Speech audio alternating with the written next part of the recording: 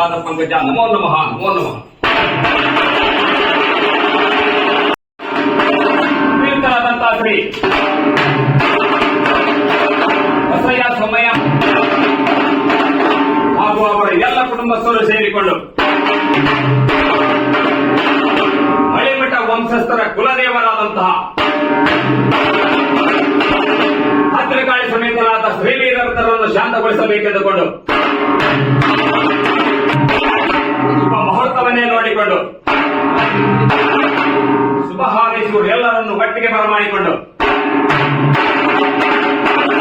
ಜೋಡಿಗುಗ್ಗಳದ ಸೇವೆಯನ್ನು ಸಲ್ಲಿಸುವುದಕ್ಕೋಸ್ಕರವಾಗಿ ಈ ಜೋಡಿಗುಗ್ಗಳ ಕಾರ್ಯವು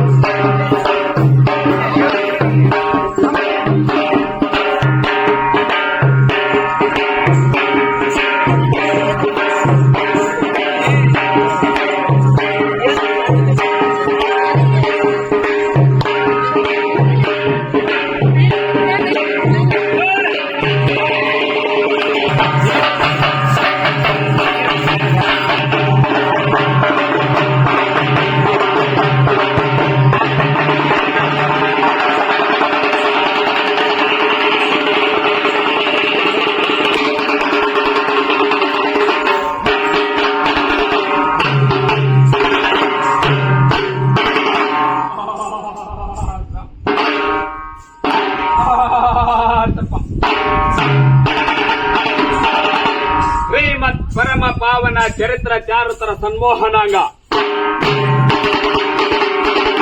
ಶ್ರೀಮತ್ ಪರಮ ಪಾವನ ಚರಿತ್ರ ಚಾರುತರ ಸನ್ಮೋಹನಾಂಗ ಮದನ ಮರ್ಕನ ಮಾಯೆ ಕೋಲಾಹಲ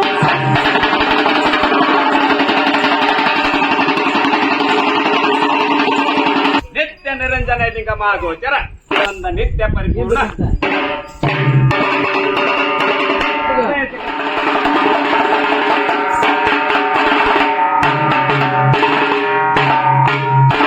ಮಿಂಚು ಅಂದರೆ ಮಿಂಚುನೂ ಅಲ್ಲ,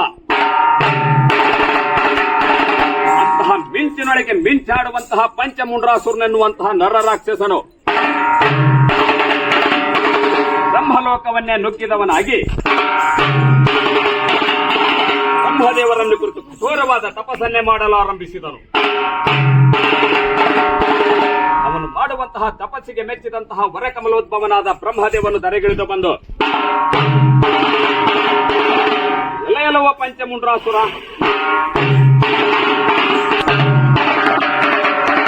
ಬ್ರಹ್ಮದೇವನ ಪಾದಕಮಲಗಳಿಗೆ ತನ್ನ ನಮಸ್ಕಾರವನ್ನೇ ಸಲ್ಲಿಸಿದವನಾಗಿ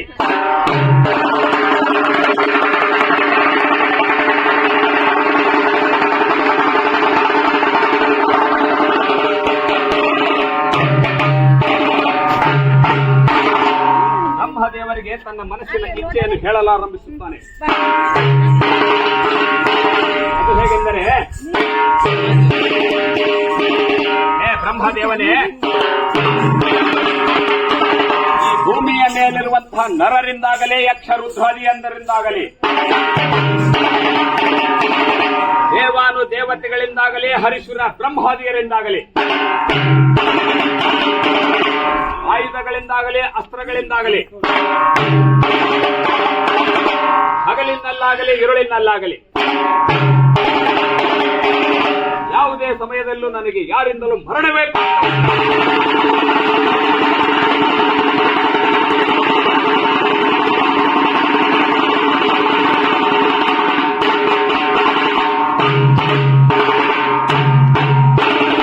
ಹೀಗೆಂದು ಬ್ರಹ್ಮದೇವನ ಪಾದಕಮಲಗಳನ್ನು ಹಿಡಿದು ಕೇಳಿದಾಗ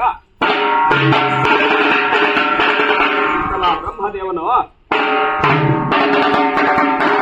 ಎಲ್ಲವ ಪಂಚಮುಂಡ್ರಾಸುರನೇ, ಎಷ್ಟೋ ವರ್ಷಗಳ ಪರ್ಯಂತರ ಭೂಮಿಯ ಮೇಲೆ ಅನ್ನಹಾರವನ್ನೇ ಬಿಟ್ಟು ನನ್ನನ್ನು ಕುರಿತು ಘೋರವಾದ ತಪಸ್ಸನ್ನೇ ಮಾಡಿದ ಕಾರಣ ನಾನು ನಿನಗೆ ಪ್ರಸನ್ನಗೊಂಡು ಕೇಳಿಕೊ ನಿನ್ನ ಇಷ್ಟಾರ್ಥವನ್ನೆಂತೆಂದರೆ ನಾನೇ ಅಮರನಾಗಬೇಕೆನ್ನುವ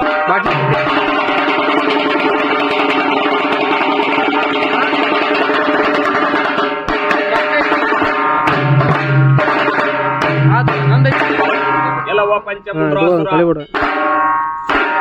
ಅಮರತ್ವದ ವರದಾನವನ್ನೊಂದು ಹೊರತುಪಡಿಸಿ ಅಷ್ಟ ಐಶ್ವರ್ಯವನ್ನಾಗಲಿ ಸಕಲ ಸೌಭಾಗ್ಯಗಳನ್ನಾಗಲಿ ಮುತ್ತು ರತ್ನಗಳನ್ನಾಗಲಿ ಒಡವೆ ವಸ್ತ್ರಗಳನ್ನಾಗಲಿ ಇಂತಹ ಯಾವುದಾದರೊಂದು ವರದಾನವನ್ನು ಕೇಳಬಾರದೆಂದು ಕೇಳಿದಾಗ ಆವಾಗ್ಯ ಪಂಚಮುಂಡ್ರಾಸುರನು, ಹೇ ಬ್ರಹ್ಮದೇವನೇ, ನೀಡುವುದಾದರೆ ನನಗೆ ಅಮರತ್ವದ ವರದಾನವನ್ನೇ ನೀಡಬೇಕು.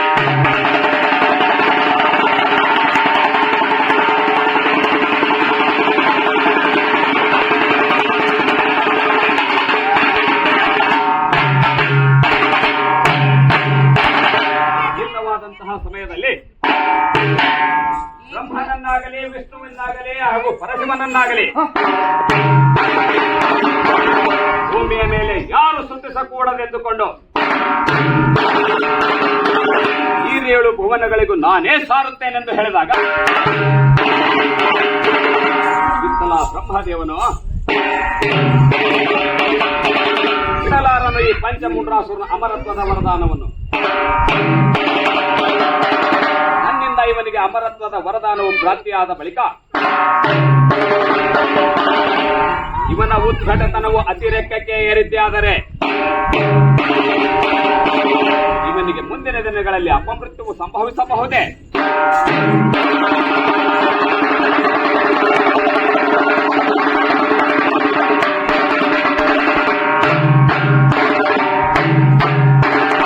ಹೀಗೆಂದು ಬ್ರಹ್ಮದೇವನು ತನ್ನ ಮನಸ್ಸಿನಲ್ಲೇ ವಿಚಾರಿಸಿಕೊಂಡು ಪಂಚಮುಂಡ್ರಾಸುರಿಗೆ ಅಮರತ್ವದ ವರದಾನವನ್ನು ನೀಡಿದಂತಹ ಸಮಯದಲ್ಲಿ ಪಂಚಮುಂಡ್ರಾಸುರನು ಯಾವ ದೇವತೆಗಳಿಂದಾಗಲಿ ಯಕ್ಷ ರುದ್ರಾದಿಯರಿಂದಾಗಲಿ ಹರಿಸುರ ಬ್ರಹ್ಮಾದಿಯರಿಂದಾಗಲಿ ಸೂರ್ಯ ಚಂದ್ರಾದಿಯರಿಂದಾಗಲಿ ನನಗೆ ಮರಣವನ್ನು ಪ್ರಾಪ್ತ ಮಾಡಲಾರರು, ಮುಂದೆ ಹುಟ್ಟುವುದಿಲ್ಲ, ಹಿಂದೆ ಹುಟ್ಟಲಾರರು. ಭೂಮಿಯ ಮೇಲೆ ನಾನೇ ಅಧಿಕನಾಗಿರುವೆ, ನಾನೇ ಪ್ರಥಮ ಸ್ಥಾನದಲ್ಲಿ ಪಡೆದುಕೊಂಡಿರುವೆ. ಹೀಗೆಂದು ತನ್ನ ಮನಸ್ಸಿನಲ್ಲೇ ವಿಚಾರಿಸಿಕೊಂಡು ಭೂಮಿಯ ಮೇಲೆ ಮೊದಲಮತ್ತನಾಗಿ ಮೆರೆದಾಡುವಂತಹ ಸಮಯದಲ್ಲಿ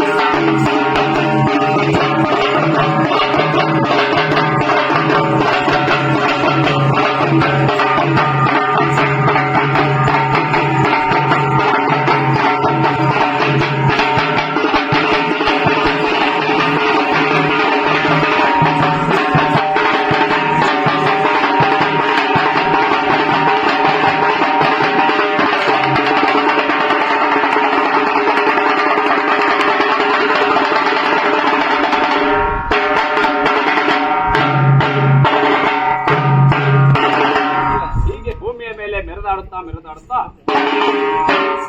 ಇವನನ್ನು ಕೊಂದು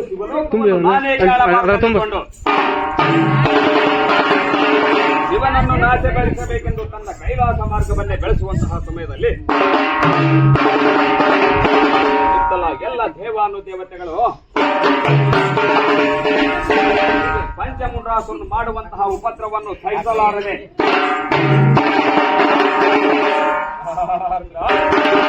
ಎಲ್ಲ ದೇವಾನುದೇವತೆಗಳು ಕೈಲಾಸಗಿರಿಗೆ ಹೋಗಿ ಪರಶಿವನನ್ನು ಕುರಿತು ಹೇಳುತ್ತಾರೆ, ಜಗದೀಶ್ವರನೇ, ಪಂಚಮುಂಡ್ರಾಸುರನೆನ್ನುವಂತಹ ನರ ರಾಕ್ಷಸನು ನಾವು ಮಾಡುವಂತಹ ಯಜ್ಞ ಯಾಗಾದಿಗಳಲ್ಲಿ ನುಗ್ಗಿದವನಾಗಿ, ನಾವು ಮಾಡುವಂತಹ ಯಜ್ಞ ಯಾಗಾದಿಗಳಿಗೆ ಮೂಳೆ ಮಾಂಸವನ್ನೇ ಎಸೆದು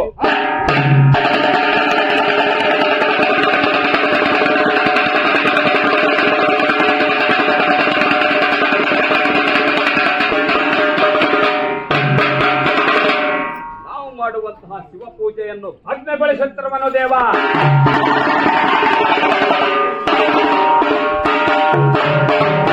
ಹೀಗಿರುವ ಕಾರಣದಿಂದ ನೀವು ಪಂಚಮುಂಡ್ರಾಸುರನನ್ನು ದಮನ ಮಾಡದೆ ಹೋದರೆ ಒಕ್ಕೋರಲಿನಿಂದ ಶಿವ ಪಾರ್ವತಿಯರ ಪಾದಕಮಲಗಳನ್ನೇ ಅಪ್ಪಿಕೊಂಡಂತಹ ಸಮಯ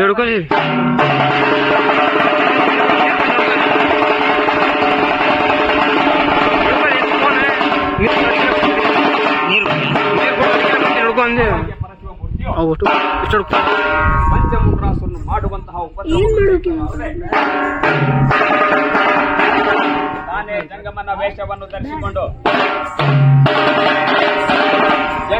ವೇಷವನ್ನು ಧರಿಸಿದಂತಹ ಜಗದೀಶ್ವರನು ಭೂಮಂಡಲದತ್ತ ಪ್ರಯಾಣವನ್ನೇ ಮಾಡಿದಾಗ ಮಾರ್ಗದ ಮಧ್ಯದಲ್ಲಿ ಪಂಚಮುಂಡ್ರಾಸುರನು ಪರಶಿವ ಮೂರ್ತಿಗೆ ಭೇಟಿಯಾದಂತಹ ಸಮಯದಲ್ಲಿ ಪರಶಿವ ಮೂರ್ತಿಯು ತನ್ನ ತಿಳ್ಳುಗುರಿನಿಂದ ಪಂಚಮುಂಡ್ರಾಸುರನನ್ನು ದಹಿಸಿದಂತಹ ಸಮಯದಲ್ಲಿ ಇತ್ತಲ ಪಂಚಮುಂಡ್ರಾಸುರನು ಭೂಮಿಯ ಮೇಲೆ ಸುತ್ತ ಅವಸ್ಥೆಯಲ್ಲಿ ಬಿದ್ದರೂ ಕೂಡ ನಾನು ಉಳಿಯಬೇಕು, ಮುಂದಿನ ದಿನಗಳಲ್ಲಿ ನನ್ನ ಹೆಸರಾದರೂ ಉಳಿಯಲೇಬೇಕು ಭೂಮಿಯ ಮೇಲೆ ಎಂದುಕೊಂಡು ಅಮರತ್ವದ ವರದಾನವನ್ನೇ ನೀಡುವಂತಹ ಪರಶಿವನನ್ನು ಕುರಿತು ಮತ್ತೆ ಸ್ತುತಿಸಲಾರಂಭಿಸಿದರು.